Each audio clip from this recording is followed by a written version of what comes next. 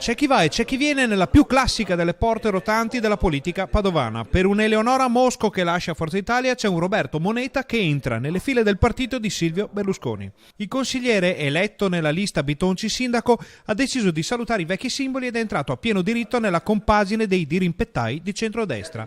Il cambio di casacca, del quale si parlava già da qualche tempo, è stato ufficializzato a Padova alla presenza dei big del partito e lo stesso Moneta annuncia quale sarà la sua strategia politica da qui in avanti. Spero che porterà, come già mi ha contraddistinto questo inizio di amministrazione i primi 2 anni, spero che mi porterà a numerose proposte costruttive, come mi sono sempre riuscito a contraddistinguere fino ad oggi, e credo che le critiche sterili non abbiano senso di essere fatte, per cui auspico che il mio lavoro, come ad oggi, possa essere costruttivo, produttivo per la nostra città e per i nostri cittadini. L'ingresso in Forza Italia è benedetto dalla presenza alla conferenza stampa di rito dei parlamentari Pier Giorgio Cortellazzo, Adriano Marin e Roberta Toffanin e dei coordinatori Davide Bendinelli e Luca Callegaro. Siamo felici che l'avvocato Moneta sia entrato nel gruppo di Forza Italia in Consiglio Comunale a Padova.